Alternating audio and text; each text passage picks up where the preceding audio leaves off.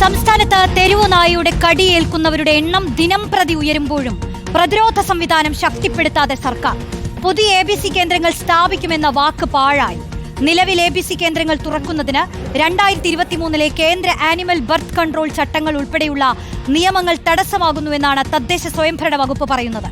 തദ്ദേശ മൃഗസംരക്ഷണ വകുപ്പ് ഏകോപിപ്പിച്ച് ABC കേന്ദ്രങ്ങൾ നടപ്പാക്കാനായിരുന്നു പദ്ധതി. എന്നാൽ അത് വഴിമുട്ടിയതോടെ തെരുവുനായ ഭീഷണിക്ക് പരിഹാരം എങ്ങനെയെന്നതാണ് പ്രധാനപ്പെട്ട ചോദ്യം. വിവരങ്ങളുമായി സുനിഷ അയ്യലൂർ ചേരുന്നു തിരുവനന്തപുരത്ത് നിന്നും. സുനിഷ, തിരുവനന്തപുരത്ത് തന്നെ ഒരു ABC കേന്ദ്രമാണുള്ളത്. മാത്രമല്ല, ഈ മരണങ്ങളൊക്കെ സംഭവിക്കുമ്പോഴും പുതിയ ABC കേന്ദ്രങ്ങൾ തുറക്കണമെന്നുള്ളതൊക്കെ ആവശ്യപ്പെടും. പക്ഷേ അതൊന്നും ഇതുവരെ നടന്നിട്ടില്ല. അതിനിപ്പോൾ കേന്ദ്ര നിയമത്തിന്റെ ചട്ടങ്ങളൊക്കെ തടസ്സമാണെന്ന് സംസ്ഥാനം പറയുന്നുണ്ട്. നമുക്കറിയാം, ഈ കുടുംബശ്രീ വഴി നടന്നിരുന്ന ABC പ്രവർത്തനങ്ങൾ അടക്കം ഇപ്പോൾ നടക്കുന്നില്ല. അപ്പോൾ വല്ലാത്തൊരു സാഹചര്യം തന്നെയാണ്. സംസ്ഥാനം എന്താണ് പറയുന്നത്? ഇത് തടസ്സമായി നിൽക്കുന്നത് എന്താണ്? അടിയന്തരമായി നടപടികൾ സ്വീകരിക്കുമെന്ന് പറയുന്നതല്ലാതെ ഒന്നും നടക്കുന്നില്ലല്ലോ സുനിഷ.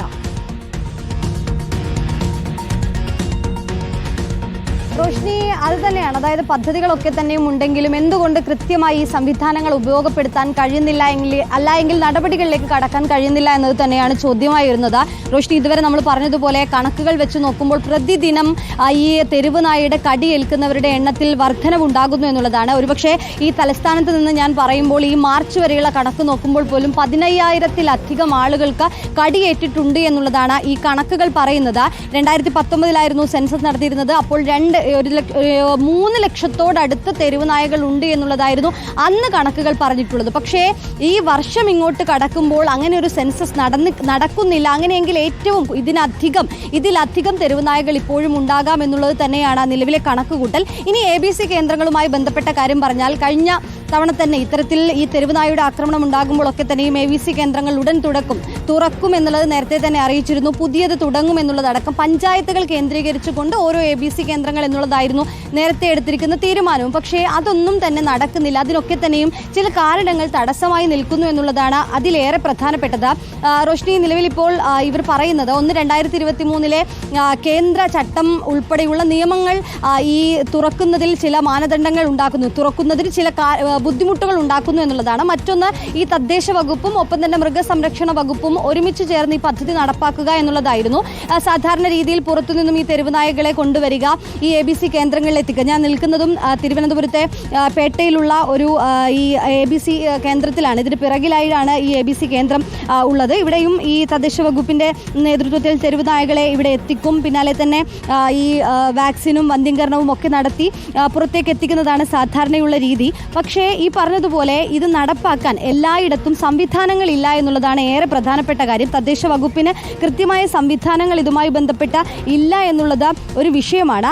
അതേസമയം തന്നെ ഈ ABC സെന്ററുകൾ സ്ഥാപിക്കുന്നതിനുള്ള സ്ഥലം ലഭ്യമല്ല എന്നുള്ളതും വലിയൊരു പ്രശ്നമായി തന്നെ നിൽക്കുന്നുണ്ട്. അതുകൊണ്ട് തന്നെ തദ്ദേശ വകുപ്പിന് ഈ ABC സെന്ററുകളുമായി മുന്നോട്ട് പോകാൻ ചില തടസ്സങ്ങൾ ഉണ്ടാകുന്നുണ്ട്.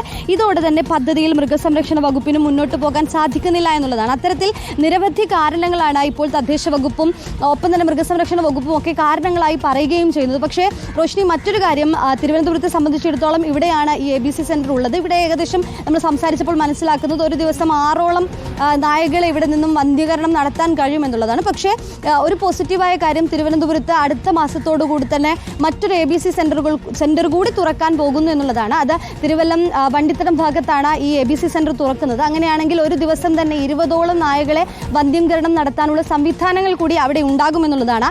ഇത്തരത്തിൽ ഒരു ജില്ലയിൽ മാത്രമല്ല എല്ലാ ജില്ലകളിലും കൃത്യമായി ABC സെന്ററുകൾ കൊണ്ടുവന്നുകൊണ്ട് ഇതിനൊരു പരിഹാരം ഉണ്ടാക്കുക എന്നുള്ളതാണ്. ഒരുപക്ഷെ ഈ തെരുവുനായയുടെ കടിയേൽക്കുമ്പോഴോ പേവിഷബാധ ഏൽക്കുമ്പോഴോ മാത്രമാണ് ഈ വിഷയം തന്നെ ഇങ്ങനെ ചർച്ചയാവുകയും ABC സെന്ററുകളുടെ ആവശ്യകതയുടെ വിഷയമൊക്കെ തന്നെയും ചർച്ചയാവുകയും ചെയ്യുന്നത്. അങ്ങനെയല്ല, പക്ഷേ എല്ലാ സമയവും എല്ലായിടത്തും കൃത്യമായി ABC സെന്ററുകൾ കൊണ്ടുവരാനുള്ള ഒരു പദ്ധതി തന്നെയായിരിക്കണം നടപ്പാക്കേണ്ടത്. ഏതായാലും തിരുവനന്തപുരം സംബന്ധിച്ചിടത്തോളം വീണ്ടും ഒരു ABC സെന്റർ കൂടി തുറക്കുന്നുണ്ട്. അത്തരത്തിൽ ആശ്വാസമുള്ള കാര്യം തന്നെയാണ് സുനിഷ. പ്രശ്നങ്ങൾക്ക് കുറച്ചെങ്കിലും ഒരു പരിഹാരമാവും.